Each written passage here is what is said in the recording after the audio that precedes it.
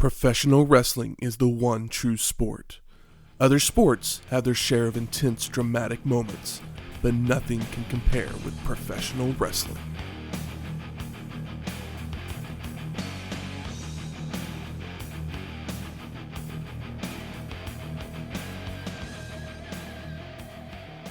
Welcome to Wrestling History X, where three friends come together to talk about the stories behind the matches. I'm Matt. Hell, you can kiss my ass. And I'm Madison Square Garden. Welcome to episode 274, WWF Monday Night RAW. Raw. Raw. Yep. So this is the 226th episode of Raw, produced by WWF. It would take place on September 22nd, 1997, from Madison Square Garden, with an attendance of 14,615 people. Hell yeah. It's a nice little Raw. And a TV rating of 2.4. Moving on up. In comparison, Nitro was a 3.7. Damn. Yeah. And this is also, I mentioned it last week, but this is the first Raw to be at Madison Square Garden. That just blows my mind. It is crazy, but I figured, I guess if they did another one, we would have covered it, so. Part of me was, I don't know, I had it in my head that I know they used to do it from the Hammerstein Ballroom? Is that what it was? Okay. I don't know, for some reason in my brain, that's where Raw started out, was Madison Square Garden. No, it's not Madison Square Garden. Yeah. Hammerstein Ballroom has a very distinct look. Yeah. It's a little smaller. That's where they did, what's the ECW One Night Stand? Mm-hmm. Yeah. They do a bunch of ECW stuff from there. Yeah. We just haven't gotten there yet. Okay. But we are in New York City. Yeah, we are. Madison Square Garden. MSG, baby. So Shane, did you do what you do? Oh, I did what I do, kind of, sort of, ish. Yes, we are in Madison Square Garden, New York. New York. What is New York known for? New York style pizza. Some za. Floppy slice. We've had it before, but we've never had this specific one, and apparently this is the thing that they're doing now, or again, I'm trying to remember if they've done this before at the bulk of your popular pizza chains, your Pizza Huts, your Domino's, your Papa John's, but they've come out with New York style pizza. You used to have to seek out, special pizza restaurants to get New York style, but I guess Domino's is doing it now. Pizza Hut, I was told, is doing it. Papa John's, somebody said, but I didn't look up their menu, so I figured we got to see what the hell Domino's New York style pizza is all about. I looked up to find out what are the most popular New York slice toppings. You got it right here. Yeah, and they said cheese or pepperoni. Yeah. So I went with half cheese, half pepperoni, with extra cheese on both sides, and apparently a mushroom right over here. I don't know how many slices New York are normally cut into, but they've cut this one into 6 slices. So I mean, it's usually like 6 or 8. Yeah, 6 or 8, but they're always big foldies. Yeah. Let's pass this around. Which flavor would you like, cheese or pep? Oh, do a cheese, Matt. Tell me whatever. You want a Roni? Sure. This Roni here is like pizza itself, but I want this cheese one. There's some little dipping sauces there if anybody wants. There's some marinara. There's a little garlic. I'm curious if Domino's will do the Detroit style pizza, because that's been getting popular in chains, and just those kind of pizza places offering that throughout the country. If it's happening in Oklahoma, it's happening throughout the country, as we know. I don't know. Oklahoma is often a test market, though. Are we? If it hits in the middle, then the sides are going to probably like it eventually. All right, let's see here. Domino's. Got it folded. I don't know if it's as thin as I would like it to be yet, but I found out.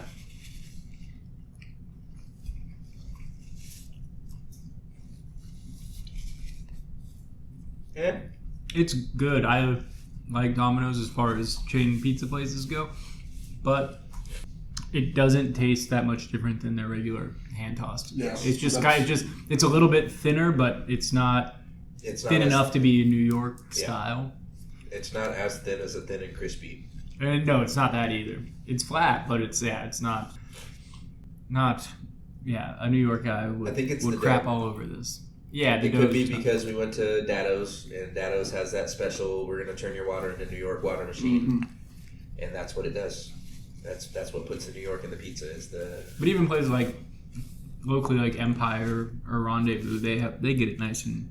They get it thin, but the crust still isn't right. It doesn't have that bite to it. Yeah. And that's what the Dado's does. They brought in that special machine to make the Oklahoma water like New York water. And if I had to venture a guess about this, they just took the normal large pizza dough or medium, and they just stretched it out a little. Yeah. Made it a little bigger. Like I said, I'm pro Domino's, so. Oop, I dropped my script. Would you like another slice? Sure, I'll take another. I'll take a piece of cheese. Yeah, I'm right with Michael that Domino's is usually my go-to for just ordering pizza. Yep. Same.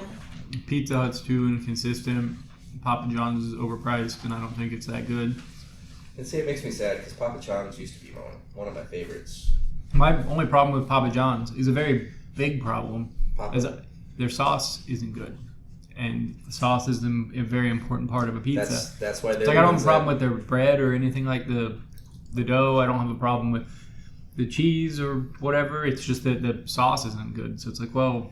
That's why Papa John's are the ones that pushed the garlic dipping sauce with their pizzas before anybody else did because it covered up the taste of that sauce. Yeah, it's like, why don't you just make... If they had a better sauce, I'd be willing to pay the higher price. Mix that garlic dipping sauce in with the marinara and it'd probably be on point. I actually really like Pizza Hut, but where I live, there's not a Pizza Hut that will deliver to me. So that's the reason why I don't ever get them. When I was a kid, I get Pizza Hut like once a year. Yeah. As a kid, I think never mind. We've already had this conversation. I was gonna say, as a kid, we were always a Godfather's family, but Godfather's is dead now. They're just inside of like Love's or whatever gas stations. You can get one here in Oklahoma City still. It's technically at the Love's truck stop, but they have a Godfather's Express that you can order takeout from. I can't imagine it. It's great. I have to give it a try at some point just because I was that same way in Nebraska. Godfather's, it was the greasiest pizza that you could find, but it was fucking amazing. They just had a moment in the late 80s through the mid 90s. Mm-hmm. Yeah, the Blockbuster that I worked at the most, we had a Godfather's right next door, so I was tortured on a daily basis of the smell of pizza surrounding me at all times, making me want some, but then also making me not want to eat pizza ever again because it was constantly all I was smelling every day for 50 hours a week. Mm-hmm. Love and hate relationship. Yes. That combined with the smell of the Blockbuster candy, it was brutal. But I'm also on the same page as you as I think I'd take a Detroit style pizza over New York style pizza most days. It depends. Even in the spring, summer, New York, fall, winter, I'll take that Detroit. But I'm never gonna say no to pizza. So that little extra to stick to your ribs during the colder months. Yeah, like I need more to stick to my ribs. Well, something that would happen right around the same time as this Raw, Dharma and Greg and Veronica's Closet would both premiere the same week. Huh. Interesting. Now, what was the premise of Veronica's Closet? Because I know the premise of Dharma and Greg is like, she's like a crystal lady, and he's just corporate guy. He's a corporate guy. Yeah. And they're married. Veronica's Closet, I don't know. Veronica's Closet was a magazine. Yeah, it was a workplace comedy, kind of like news radio. Oh, okay. But it was a women's magazine, obviously. It's like if Victoria's Secret was a magazine instead of a store. I think she was the ultimate romance expert. Is how they describe her. She wrote like a column or something? It was a lingerie company. Mm-hmm. Oh. Yeah, and it's like Victoria's Secret. Okay. And I imagine the joke was that Christy Alley never just fumbled relationships constantly like her character on Cheers. She got divorced. Yes. And that's what sent her into rebuilding her life and her image. Okay. But like Kathy Najimy, Wallace Langham, Dan Cortez were all... I know who Kathy Najimy is, but I don't know those other people. Dan Cortez was an MTV personality that became an actor. He had a stint on Veronica's Closet. He had a stint on Melrose Place. He was kind of the cool guy on MTV, had like a sports crossover in a way. You know, he usually showed up at the Rock and Jock stuff, or you know, anything that had to do with jumping out of an airplane. You know, put him on there because he's a daredevil with a pretty face. Okay. But then, you know, they like to see him in front of the camera a little bit more than just on MTV. So yeah, he had his stint on this show. How many seasons did this go? 3. Veronica's Closet? Yeah, I'm just guessing. Yep, I don't, 3. Okay, I was gonna say, I don't remember the show at all, but 3 sounds right for a show I don't remember.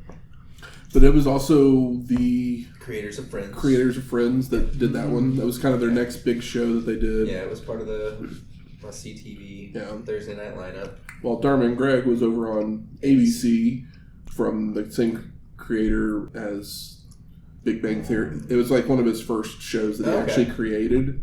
Before he went to CBS. Because he did Big Bang Theory. 2.5 Men. 2.5 Men, thank you. That's what I was thinking of. It was like Chuck Lorre. So there we go. How I Met Your Mother? I couldn't think of his damn name. No, he didn't do How I Met Your Mother. But like Chuck Lorre started on Roseanne, writing on Roseanne and stuff like that. Damn, he really fell off. Roseanne was great. Oh, he created Grace. He created Grace Under Fire. That's right. I loved Grace Under Fire as a kid. I'm curious if it holds up at all. Probably not. Whatever happened to her? She let her alcohol addiction kill her career completely. Pops up in things every now and then, but Actually, it was his third show. Brett Butler, because he did Sybil as well. Oh, the Sybil show before.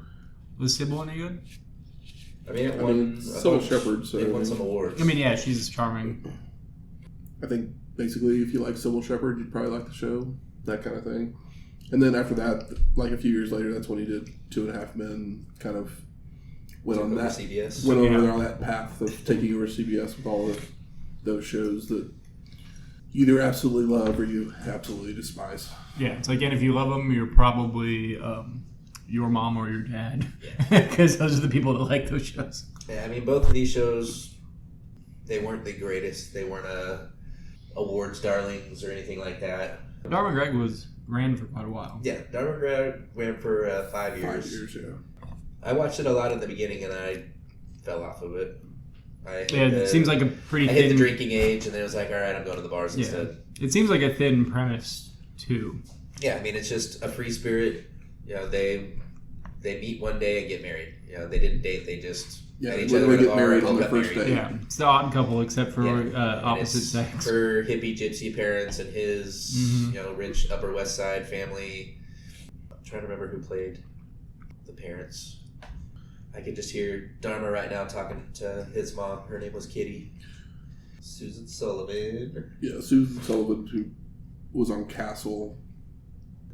Mimi Kennedy and Alan Rachins or Rachins. Yeah, I don't recognize the parents from much. He showed up. I mean, they both showed up in a couple of things, but I'm sure there are people, but yeah. Yeah, I mean, it was definitely Dharma and Greg. They were the two most notable people on it. Be crazy if they weren't. Yeah, good, not great. Hopefully the show is better than that. But was it as good as it... I mean, just kidding. Yeah. But if you have any strong opinions about Dharma and Greg or Veronica's Closet, you know, like, let us know. Sure. Highlight some episodes that we should check out. Yeah, we're all going to do that. Rewatching stuff from the 90s. Why not? Who's not rewatching stuff from the 90s at this point? I mean, yeah. But let's talk some Raw. Let's do it. WWF in over 100 countries and 7 different languages.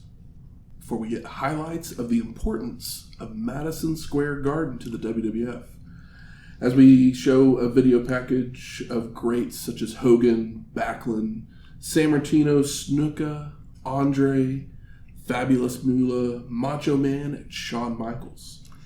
Now on the threshold of a transit chapter, an historic tradition, tonight, Madison Square Garden is set to play host to perhaps the WWF's most defining moment as Raw steps into history. We get the opening package. Whole lot of pyro. Yeah. Followed by Vince McMahon welcoming us to the show, joined by Jim Ross and Jerry, the King Lawler. I mean, this package is like the best package ever.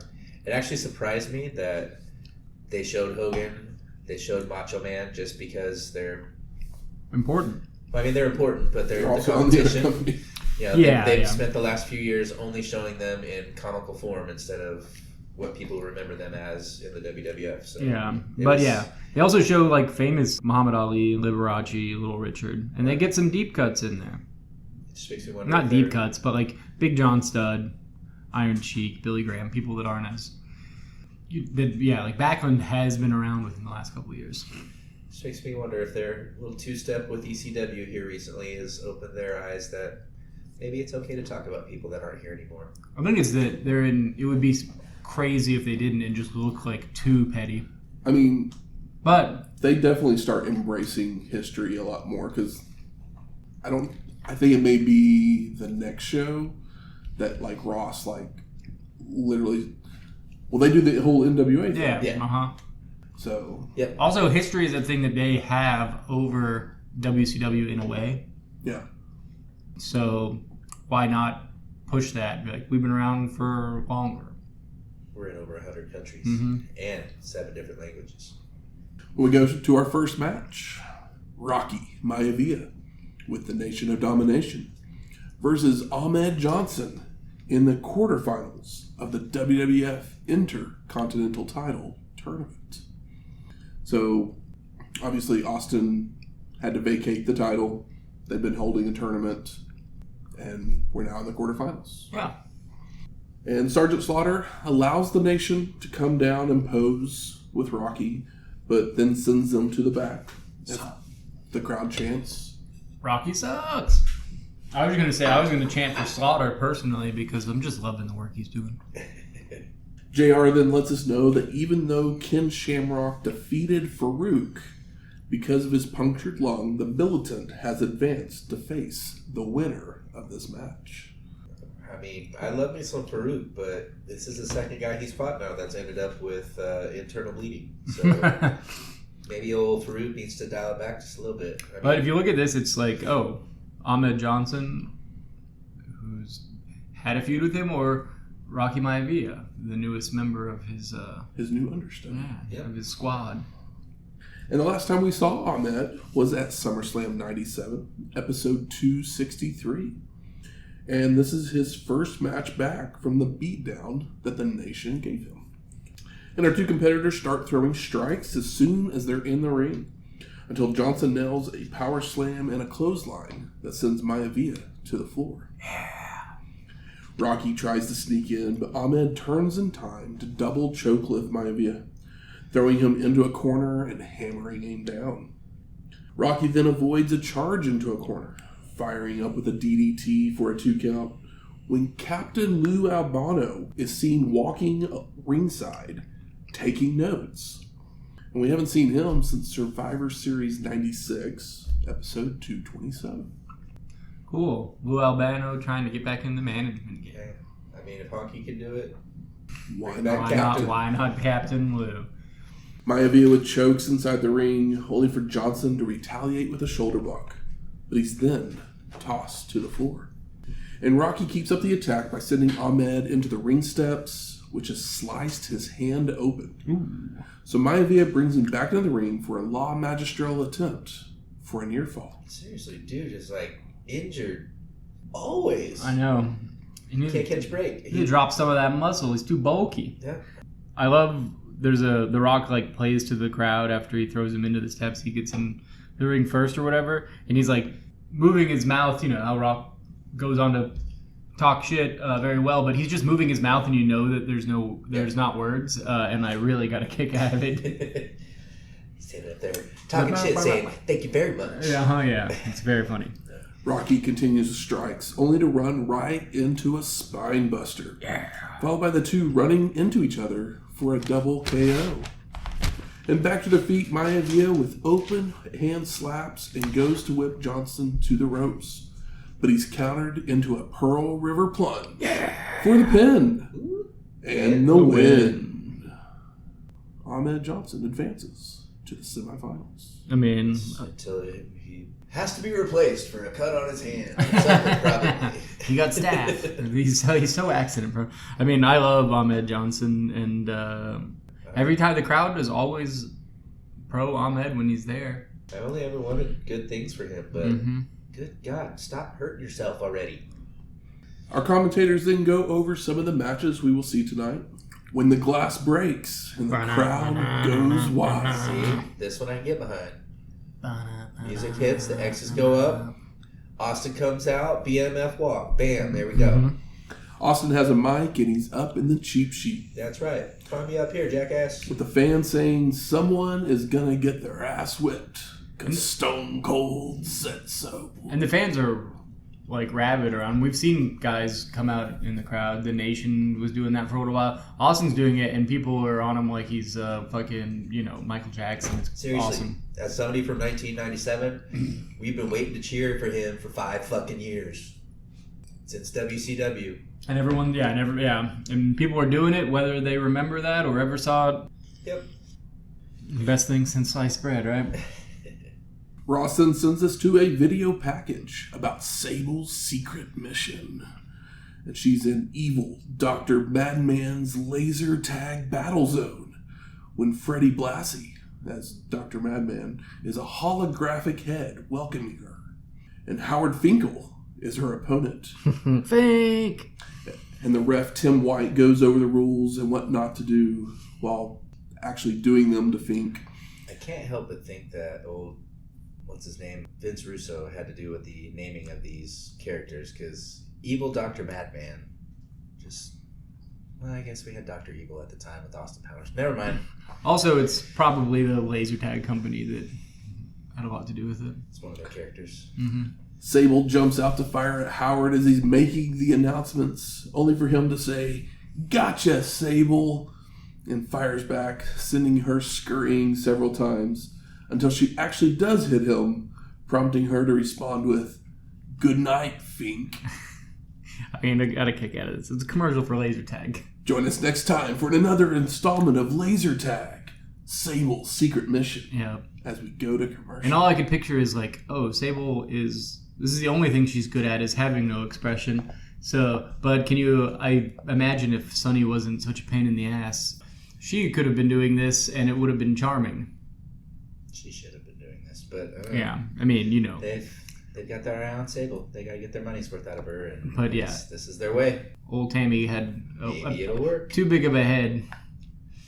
We come back from commercial to Floyd Patterson, the New York State Athletic Commission chairman, in the crowd. Some brown nosing is what I smell. He's also the youngest heavyweight boxing champion ever. Yep. Just fun fact about him. Cool guy. Lost a couple times to Ali. No shame in back that. Back in his day. Yeah. It's quite a list of guys I can say that. Vince then sends us to a still photo highlight package of the main event from one night only to let the United States know that Bulldog has lost the European Championship to the Heartbreak Kid. But I'm sorry, folks, you're never going to be able to see it because they are not going to release it in the United States in 1997. It's only for Canada. It's only for overseas because of the Hearts. Thank you, Bret. McMahon then makes his way into the ring to interview The Undertaker, asking him about Hell in a Cell at Bad Blood, saying that the winner of the match will now get to face the WWF champion at Survivor Series. And Taker starts off by telling Bret that Judgment Day is coming. Foreshadowing. But first, Shawn has a date with Destiny. Michaels then interrupts to remind everyone of the last 6 weeks that he's had to deal with the dead man, saying he can't believe he still has to earn a title shot. After all, he is the only wrestler in the WWF to hold every championship. Grand Slam champion. First. The Heartbreak Kid continues that he doesn't lay down for anybody, unless you're a hot mama. Which, Undertaker, you ain't. No. So at Hell in a Cell, Shawn promises to continue being one step ahead of everybody as we head to commercial. We then come back to Sunny, making her way to the ring to be the special guest ring announcer for our second match, the Legion of Doom of Road Warrior Animal and Road Warrior Hawk, versus the Nation of Domination of Faarooq and Mustafa. LOD. LOD. We haven't seen Kama compete in the ring since Royal Rumble 96, episode 183. Dang. As Kama? Yeah, he was the Supreme Fighting Machine. Oh, yeah. We've known that he's been around. This is the first Yeah, he's time been with the Nation for a little bit. But yeah, I'm sure he's probably had some matches on TV, but we don't watch everything. we don't. We can't. No. How could we ever? We probably watch too much as it is. We can't. There's no arguments. We then get shown footage of the Militant delivering a spine buster to Ken Shamrock, which would injure him, before Animal and Mustafa start us off. Kama with a kick before charging at the Road Warrior, only for him to avoid and pull the ropes down, sending Mustafa out to the floor. But he rolls in immediately to attack from behind. Kama with turnbuckle smashes, only for Animal to come back with a leaping shoulder block and a power slam, sending Mustafa to make a tag. Faarooq charges in, only for Animal to duck a clothesline, so the Legion of Doom tags for Hawk to come in with a clothesline of his own. The Road Warrior charges into a corner, but the Militant gets a boot up, followed by leaping off the second rope with a shoulder tackle, only to telegraph a back body drop, allowing Hawk to slam Faarooq down for a 2 count. The Nation with double teams before Kama misses a leaping elbow drop, allowing Hawk to nail a Hangman's neckbreaker to the Militant for a near fall as Mustafa breaks it up. Animal jumps in the ring to knock Kama to the floor, allowing the Legion to deliver multiple clotheslines and set up for the Doomsday Device, when D'Lo Brown would run down to save his leader, leading to a disqualification.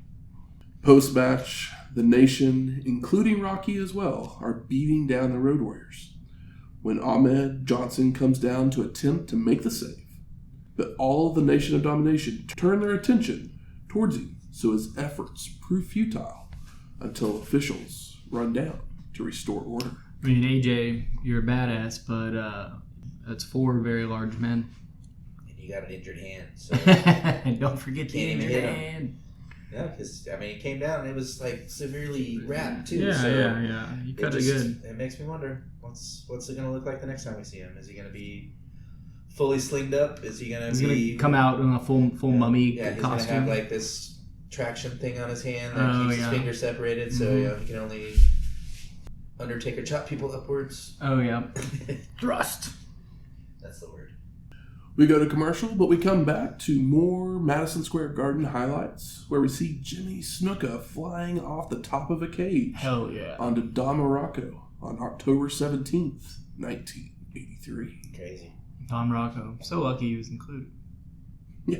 Yeah, I mean, he is magnificent. We then go to our third match. Owen Hart with security guards And his slammies. versus Brian Pillman with Marlena All gothed up. Yes, she was. in the semifinals of the WWF Intercontinental title tournament. And Hart has the security to keep Austin away, as he has a restraining order against him. Such a great just heel concept. It just makes you look like a wiener. While Marlena's outfit leaves absolutely nothing to the imagination. Nope. Yeah, they got a nose ring in her hair is dark. She's, like I said, looking like Black leather spandex, whatever the hell it was. the goth bimbo of so many people's dreams. But the thing I noticed here is they've been getting closer and closer, but the camera You see allows you to see cheeks. her lunch when she walks into the ring. Maybe they've already done it, but here is the first time that we've seen them get this close. They are in the era of the upskirt, and my God, Yeah. I was like, You holy crap. immediately hear Jerry Lawler. Oh, yeah. You know. No wonder my mom didn't want me to watch this. Also, Pillman's wild-eyed, loose cannon, and dragging her down there, and she it couldn't be less happy Her by about the it. dog collar around her neck. Mm-hmm. Brian takes the mic to complain about falling out of the bathtub and breaking his arm, so he has to forfeit. Only for Slaughter to come out and saying he's seen no medical evidence that Pillman is hurt. Sarge continues that they must wrestle or both competitors will be banned from the WWF forever. Since he thinks Bryan's just trying to let Owen advance to the finals. Slaughter then tosses the mic at Pillman, Think fast. who catches it with his bad arm, Very convincing everyone that he's faking. So both competitors then continue to complain that he has a broken arm before shaking hands, and then they go about half speed to start as we head to commercial. Yeah, it's pretty funny. Which I thought was hilarious. They do the clean breaks in the corner. It's, yeah. Full hands up. Get your collector trading cards from Stridex. Woo! Yeah, what am I going to do with these? If they're collector trading cards, what am I even going to put them in? They're complete squares. I can't even put them in protective, baseball card sleeves. Well, that's just something for you to worry about while the top 2 layers of your skin are burning off with the Stridex. But we come back from commercial to find out that Hart was hit by Marlena and her purse during the break. Uh-oh. So Owen starts taking the match seriously, running Bryan into the ring steps. And back to the action, Pillman hits a clothesline and makes a cover for a 2 count. Rake in the eyes, a jawbreaker, and chokes, followed by both men going for a crossbody at the same time to lay them out. And they make it back to their feet, only for Goldust to run out and attack Owen, causing the disqualification and forcing Bryan to lose. Post-match, the Golden One goes after Pillman, but he escapes with Marlena in tow. No. As officials have to hold back Goldust when he breaks away to chase them backstage. Why would they hold back Goldust? The man has his wife. Because they need him for later still. She's not his wife right now. No, yeah, she's not for 30 days. She's on loan. And this would be the last time we see Bryan Pillman, Yeah. Mm-hmm. as he never arrives at the arena the next Sunday for the pay-per-view, having passed from heart failure because of a defect. We'll talk a lot about it next week, I'm sure. It unfortunately becomes a running storyline during Bad Blood, so we will talk about it more then. Owen then takes the mic to celebrate, saying, "It was a hard-fought battle, but I did it," before dedicating it to his loving brother, Bret. Now it's Stone Cold's turn to attack from behind, putting the boots to Owen, only for the New York Police Department to jump on him. And Austin is shoving the authorities when Vince gets in the ring to ask the police to step aside and let him talk Stone Cold down, What's the matter with you? telling him to get a hold of himself. McMahon continues that he empathizes with Austin, that everyone understands his problem, but you can't compete because of your neck, that he would end up paralyzed, and the WWF won't allow him to do that. Vince goes on that Stone Cold will compete again in due time, but you have to work within the system. When Austin would grab the mic to say he's the best in the world, and he doesn't like to be told to work within the system, but if that's what it takes, he'll do it. Stone Cold continues that he appreciates the fact that the WWF cares about him, but then tells Vince to kiss his ass and nails him with a stunner. Ooh! I mean, huge pop. First Vince McMahon stunner. I mean, come on. I do love, Austin says, I feel like Cool Hand Luke. I'll work in your stupid little system. Hell, you can kiss my ass and the stunner, man. Yeah, we lived for it. Vince took that stunner like a bag of cement. It looks slightly better than the last one he took. The last one he looked like a bag of diarrhea. So the police officers put the handcuffs on Austin and start to escort him out, all while he continues to give the double bird and talking trash to the camera as we head to commercial. Yeah. JR says that Stone Cold is fired and he's going to go to jail. But and then he giggles because they start talking about how Vince is the boss. I love that his music plays. It's like, why would his music play after doing that? That was like the one thing where it's like, the segment's great, but because Stone Cold said so. Yeah. But yeah, it's like, well, yeah, music didn't play when he came out. Why would it play now? That's a nitpick. Rest in peace, Dick the Bulldog Brower, 1933 to 1997. He's best known for feuding with Bruno during his championship reign. Yeah, not an era we have watched. No. But hey. I imagine he was very important in the Garden, considering Bruno was the king of the Garden. Yep. But we then come back from commercial to all of the WWF opening video packages, because it's War Zone. And more pyro.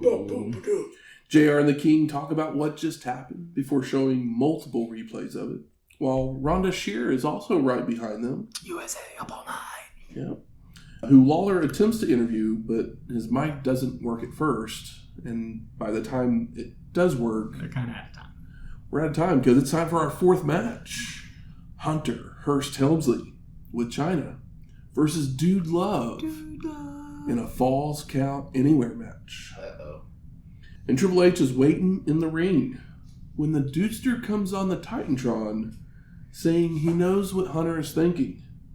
What am I doing back here when I'm supposed to be out there, baby?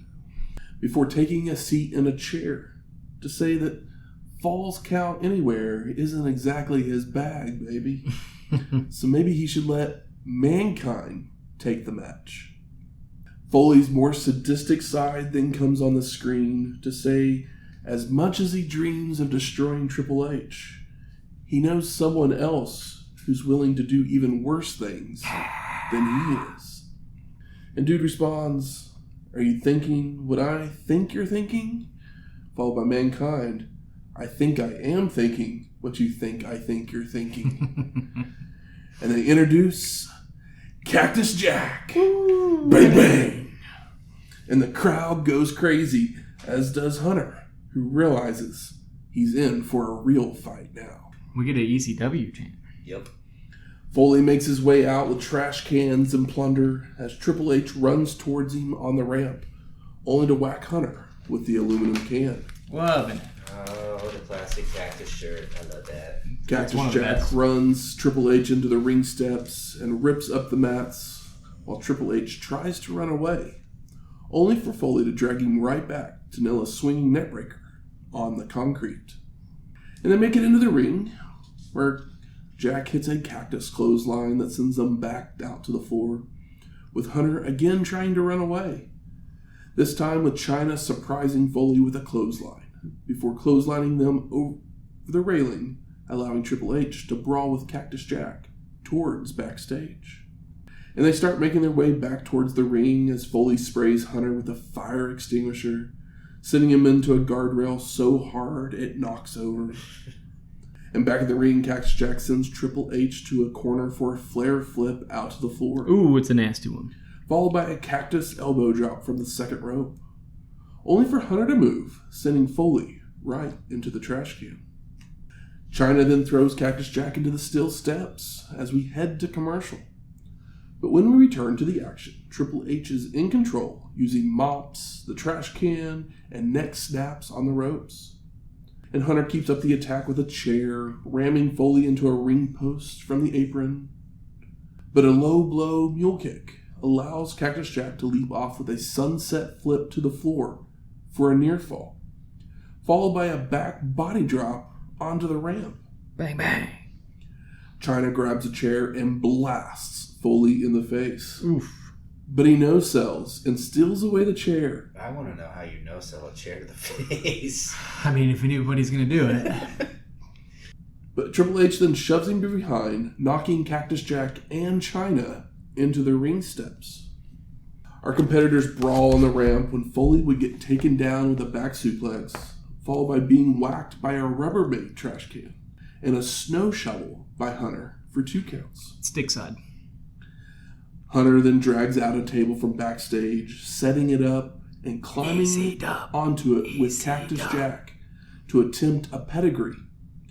But a low blow from Foley allows him to pile drive his opponent through the table for the pin and the win. And it's, to be fair, it's not even a pin. He just falls on top of him in the mess. Pretty great stuff. Also, it's not a post if it's not from the floor. For me, I mean, obviously put him into the post, the buck, but yeah. It's good to see a throwback to a snow shovel. Granted, Hunter never used one before. That was a Cactus Jack thing from way back. Mm-hmm. So, well, I guess it was a different Paul that was with him at the time. Yeah. Yeah, this was fun. I kind of forgot about the debut of Cactus until the little interview started backstage. It was like, oh shit, here we go. I always thought this was on a pay-per-view. Yeah, this is a classic. I didn't realize it was on a Raw. This is a classic Foley match, and it is kind of, it's like the WWF version of what he was doing in WCW. So it's cleaner. It's just a better version of what we've been seeing him do in WCW. And then in ECW you can do a little bit more, but here everything makes a little bit more sense. Hunter's a better worker than just about everybody in ECW for the most part. And if you can let Mankind go to ECW, why not free Cactus Jack to come up to WWF? The King mentions the Survivor Series Super Supper Sweepstakes. Good God. Supper? That's what I said. I thought it was summer. Nope, it was supper. Oh, no wonder. No wonder everybody was... I think people might have been getting it right then. Because I thought it was super summer. Oh. I was like, I think I can say that. No, it's Survivor Series. Survivor Series in the summertime, it's Thanksgiving. That's very true. But that's what I heard them saying. The fans try to say the alliterative phase during this video package, only to fail. Super Sumper. Before seeing an ad to win a contest to have supper with your favorite superstar. Brought to you by Karate Fighters. Well, I'm glad they didn't call it the Survivor Series Super Supper Superstar Sweepstakes or something like that, because that would have made it that much more difficult. We then get another Madison Square Garden memory, this time from WrestleMania 1 from March 31st, 1985, where Andre the Giant would slam Big John Studd to win a bag of money. And he throws that money to the crowd, and it warmed my heart to see that clip again. Yep. We go to commercial, but we come back to replays of events from earlier in the evening and at one night only, when the Heartbreak Kid makes his way out to the ring to call out The Undertaker with a steel chair in hand.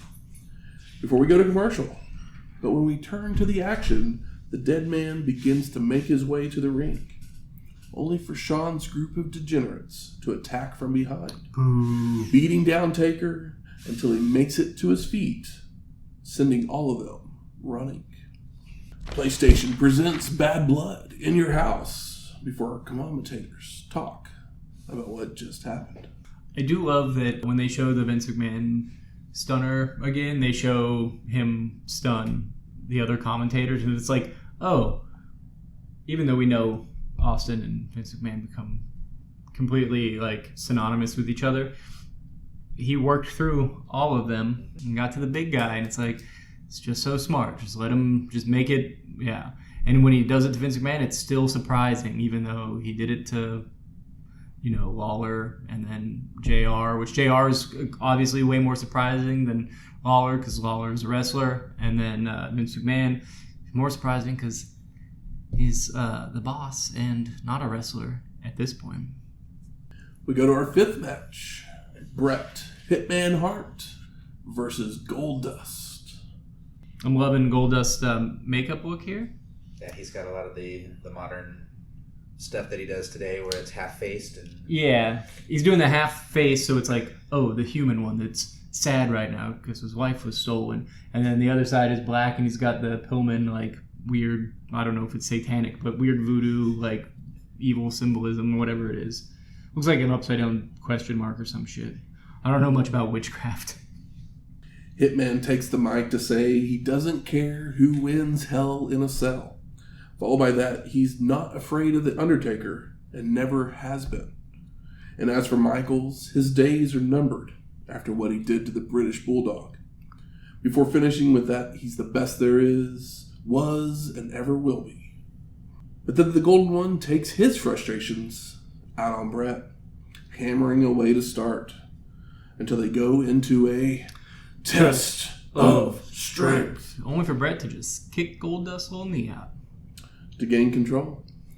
As Hitman works the knee with stomps, pouncing on it and twisting it around the ropes, all while flipping someone off in the crowd. Hell yeah. Leg snaps and elbow drops continue the punishment before dragging Goldust to the corner to apply a ring post aided figure 4. When Sean would make his way to the ramp as we go to commercial. And back to the action, Bret's still going full steam on the leg until the Golden One blocks and reverses a vertical suplex, firing up with right hands, only for Hart to just take him right back down to the mat for more leg work. And they do that like behind the shoulder of Shawn Michaels, just like using his belt as a penis and just like shaking it towards the ring. I mean, a guy throws a bottle at him, Shawn dodges it. Shawn is a real ass piece of shit at this time. Uh-huh. And it's kind of great heel fueled by real life dickheadedness. But it's like, knowing the backstage stuff, you're like, God, what a cocksucker. But here, I mean, he might be putting a little bit of stank on it, but yeah, like it doesn't, it feels real. Hitman's pouncing on the leg when Goldust is able to kick him over the ropes to the floor, rolling out to run Bret into the ring steps before turnbuckle smashes and a bulldog inside the ring for a 2 count. The crowd starts saying the F word that we won't use on this show, and Shawn Michaels does an incredible thing where he just starts acting like a conductor, conducting them saying it. It's, yeah, truly the best way you could take like that awful thing, whether like it's like, yeah, it's a different time, still not cool, but like for a heel to being like called that and not freaking out and just being like, you guys can't touch me, is really laying it on thick. The Golden One charges into a boot in the corner, allowing Hart to fly off the second rope, but Goldust goes for a boot to the chin, only for the Hitman to catch it, turning the Golden One over to lock in the sharpshooter for the submission and the win. Post-match, the Heartbreak Kid attacks Bret after the bell, followed by Triple H, Chyna, and Rick Rude coming out, only for the Hart Foundation, including Jim Neidhart, who we haven't seen since Canadian Stampede, episode 260, to make their way out as well. All of a sudden, Undertaker then storms out to the ring. Clean house. Other than Hart and Michaels, who he grabs for a double chokeslam as JR yells, "We're out of time!" My God. And we fade to black. I mean, that's the Raw that I remember. That's the Raw ending that I remember. Not this one specifically, but they teased you. They got you so amped up as a kid, and then you had to go to bed. But, yeah. Made sure you watched it to that very last second. Absolutely. I mean, yeah. This whole show is a better version than the Raws that I remember for the most part, because when I started watching it, it was after this, and we got some of that, like, more lower mid-card trash TV, but... I don't know if the post-show runovers had started yet, where they would... Not yet. Not yet? Okay. Yeah, and they wouldn't want to show this anyway. That's the tease. Well, no, I mean, but they do that just to get you to cross that hour into the beginning of the next one. That way they could have that little ratings deal of we had the highest whatever during the 9 o'clock, 10 o'clock hour, at 10:01. So I ask you, gentlemen, what are your overall thoughts of Monday Night Raw from September 22nd, 1997? Everything on the show was hot. The feuds, the crowd. I mean, this was fun. Yeah, it was a solid show, start to finish. Yeah, last week I sat there watching the As Good As It Gets at a few different points, going, "Why are we watching this? Why are we watching this? Why are we watching this?" And yeah, for this show, it was more of a okay, yeah, this is why we're watching this. Oh yeah, this is why we're watching it. Oh yeah, this is why we're watching this. Yeah, this is a pretty like. You got the three faces of Foley, the debut of Cactus Jack, the McMahon, Austin, Stunner. I mean, yeah. Yeah, they kept saying that it was a monumental episode of Raw. They're making its place in the history at Madison Square Garden, and yeah, we kept waiting to find out what the hell. Absolutely, I mean, this is one of the best episodes of Raw we've watched, start to finish. Like, even the undercard stuff that's not as exciting was still. Like it was exactly what it was. It was the right amount of length. It was, like the LOD stuff. It's like, okay, well, finish makes sense. Yeah. Totally get it. Didn't outstay its welcome. Like, yeah. It wasn't a bunch of filler. It actually had meaning to it. The matches that it had. Granted, they were in a IC title tournament, but still. But this was a lot like of times today, you get just a bunch of shit thrown in these tournaments, and these ones actually had people who you wanted to see fight each other, Rocky and Ahmed. Not necessarily Pillman and Owen, but still. But they were able to tell a good story with it because One, they are on the same team, and then they made a meal out of it. Pillman's just basically trying to let Owen win there for a while. Which is a very funny moment, them going half speed. Yeah, those two guys are two of the best to do a spot like that because, they're such big characters. Like Owen is a ham, and he never goes too far into being goofy. It's like the believable amount of like goofy. It's like, oh, that's the wild guy in our group of friends. Fucks around with people a little too much sometimes. This is as good as it gets. A modern television wrestling show is going to get like this time. Like this, This is what we all hoped for every time we turned on television on Monday night. Yep. No complaints here. Good. Where's the smart marks at? There. All right. Fuck you. I think it's time we smark it up. So what are some of the best moments of the show? Vince McMahon's stunner. Yes. Mick Foley video promo. Yeah, trio promo. Three Faces of Foley are great. Yep, I had that tape and that promo was on there, so it was weird for me to see it because on the tape it's like it's the actual like footage from the tape and not because we're watching Triple H respond to it from the ring, and then on the tape that I had as a kid they didn't show that part. They showed the full because it was like a celebration of what this guy can do and. So it was weird for me to see it differently because I'd only ever seen it that way before.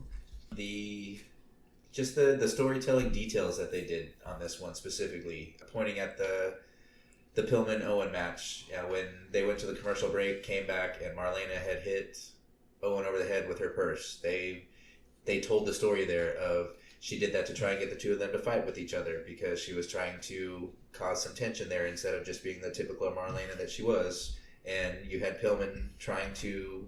Or was it? Could be. Never know. It was just... It was great. Everything was well considered. Yeah. They didn't leave anything out. They hit everything that you needed to make sure that you missed absolutely nothing. And with so much interference, it would a lot of times be a detriment, but all the interference made sense and everybody sold it well and none of it went on for too long. Mm-hmm. It all was for dramatic effect as it should be. I know you guys, it didn't sound like you guys were super jazzed about it, but the laser tag commercial was hilarious. Oh, no, it was very funny, yeah. Especially Fink. No, Finkel was the highlight of it. Just, yeah. We love him. We never see enough of him, and him doing something like this is just too fun. It's the Fink I know from the Edge and Christian podcast, or not podcast, but whatever their show that they had on the network for that while. Totally reeks of awesomeness. Yes. Yeah, when Fink was on there for his little bits, you got to see the fun side of him often. Probably the most lovable guy that's not a wrestler in the wrestling business, Howard Finkel, right? What else we got? Also, the history package stuff, incredible. Incredibly put together. That's super surprising that they're even acknowledging history in this company. So. And it was a great way to start the show because I was jazzed on it and I was like, oh, I'm already in a good mood. Though, and then they I will never let me say down. that line that they use in the video package at the beginning, Madison Square Garden is set to play host to perhaps the WWF's most defining moment as Raw steps into history. Yeah. The show lives up to that statement. Yes. But putting that statement out there to begin the show is ballsy. Yeah, exactly. That's like, announcing that you're going to have the greatest wrestling match of all time. And then not being able to technically deliver on it. Yeah. You run the risk of disappointing your audience or wowing the fuck out of them, and they wowed the fuck out of us. And the thing is they're like, oh... The match was still really good. It just wasn't the greatest match of all time. All the wows, it's there's enough moments in here you could pick one, but probably the most memorable one is the stunner to Vince McMahon. And, Austin's so over that, you almost kind of have to know it's just gonna work. Yeah. And it sure did. How about most disappointing? I was going to say the last appearance of Pillman, but shit, we got more disappointing stuff to talk about later. This show itself, is great. And, knowing that that's the last time we're going to see him is sad. But we'll like we said earlier, we'll talk way more about Yeah, it exactly. next That's week. why I'm not going to get into it now. So it's not disappointing for this show by any means. I mean, it sucks that it was the last time we see him, but yeah, there's way more disappointing stuff that we don't even need to bother with at the moment. Actually, I'm like trying to think back, and I'm just like, was there anything I was like disappointed in? No, Because I mean, Ahmed Johnson getting hurt again. Yeah. That's just par for the course anymore. Yeah, Like, at this point, we're it's kind of like- immune to it almost, unfortunately. And you know, because of hindsight, we know that Ahmed Johnson doesn't become the star that we all wish he could have been, and I think he was capable of. But we've talked about that for 6 months now, so, you know, I'm just kind of happy when I get to see him because, you know, every Pearl River plunge, you know, warms my heart a little bit. Yep. Maybe it's like small nitpick. Like Undertaker came out for his interview, and then Shawn came out to interrupt. But then, literally the next hour, Shawn comes out, and then Undertaker comes out. Yeah. And then they attack you. And it's like, basically, this is one segment, and we split it into two. Yeah. Hey, it's better than putting the Godwins on this show. Like I said, Yeah, it's, I know, it's yeah, one of yeah. those like super. It's like, such a good show that it's like, well, what can we, like, some things we could point out. But it's like, normally we'd be like, all right, why is this guy out here again? But when we say it's this guy, it's Shawn Michaels, it's The Undertaker, and there's three guys all with bad blood, and we're trying to sell it. I didn't even mean to do that. Bad blood with two D's. How about best performer of the night? We're going to give it to Cactus. Bang bang. For the promo, which obviously was pre-recorded, but this is the first time it was played, and so it counts. And it was probably shot that afternoon. And then him coming out and having a match that you remember being a pay-per-view match because that's how good it is. No, it's not that I remembered it being a pay-per-view. I just always assumed that this moment was a pay-per-view. Yeah. Because it seems like such a big moment. Yeah. Because it's another step in this Triple H Mick Foley feud that I just always assumed that it was probably on a pay-per-view and not on TV. Yeah, and I'd seen this match before, but it'd been a long time. But that's because I had that tape. But I think we all probably had that tape. I mean, I didn't have that tape. I just watched this live. Yeah, I didn't. Yeah, I wasn't watching at the time. I mean, I probably knew it was Raw, just in my head. Yeah. It just feels bigger because it is. It's than a Raw. Yeah, this is a pay-per-view worthy match. Honestly, Yeah. it would have went a couple minutes longer on a pay-per-view, and it might have been better this way. We'll never know. And how about most surprising? Legends packages, Hogan being like the first thing you see when they after the Talking up history. 700 countries or whatever thing. Yeah.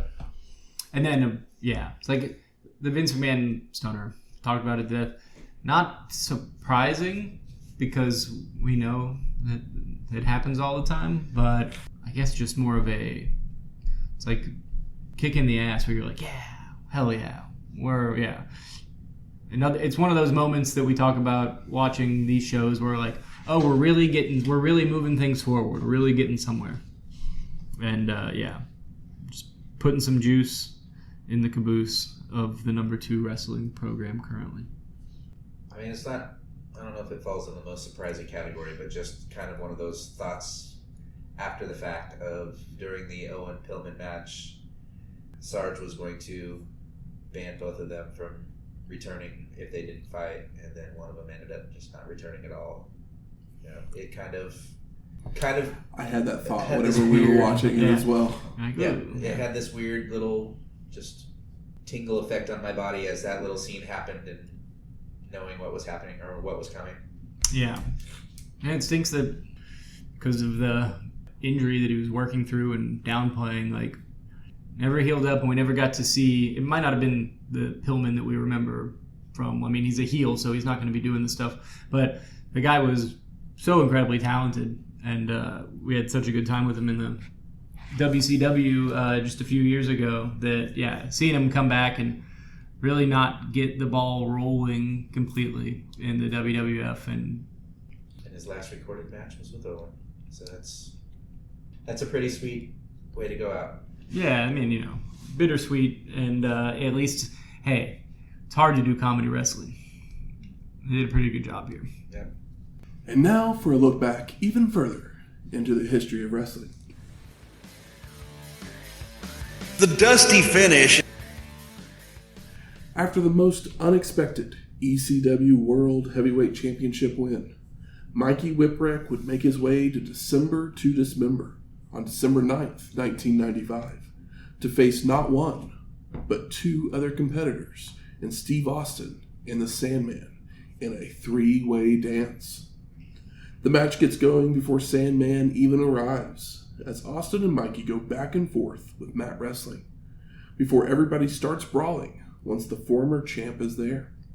Whipwreck hits a flying head scissors on Sandman and tries the same on Steve, only for it to be countered into a powerbomb for a 2 count. Mikey retaliates with a somersault dive onto both of his opponents, but he then misses a springboard crossbody, allowing Austin to spike Whipwreck with a piledriver and a stun gun to eliminate him. Sandman and Steve then use the guardrails, chairs, and tables to inflict punishment to each other before returning to the ring, where Austin's hammering away, going for a cover, only for Sandman to get a boot on the ropes. The former champion would then nail Steve with brass knuckles and making a cover of his own for the pin, even though Austin's boot was on the ropes, to become the ECW World Heavyweight Champion for the third time. Sandman would defend the belt over the next month when a true poet would make a challenge. Next week, Bad Blood in your house. I think this is one of the last few Bad Bloods we got. Or not Bad Bloods, In Your Houses. Yeah, I think they're coming to an end soon. Yeah, one more's coming. As far as like the initial run of them. And they just start getting regular names. Yeah. Because the In Your House thing is kind of They've cheesy. already gotten rid of the set. Yeah. Because the last one was the last time we saw the set. So, yeah. Well, music from this week's show is We're All Together Now by Jim Johnston. And Bret Hart won our main event, so we play Hart Attack by Jim Johnston. I'll take it when we can get it. Welcome to the Jim Johnston Musical Hour.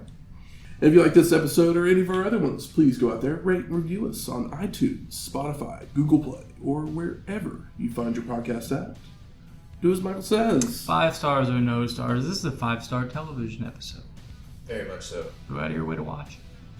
And if you have any questions, comments, concerns, Folks, we're going to St. Louis. I'm going to need you to hit us up on the old Twitter machine and tell us what's good in St. Louis. What do you eat there? What do you drink there? What do they like? What's their sandwich, their dessert, their beverage, their local delicacy that they have? Give us a shout out. Let me know, because I've driven through St. Louis once upon a time, but I've never actually been in it. So I was there for like 8 hours once. I walked down that one street.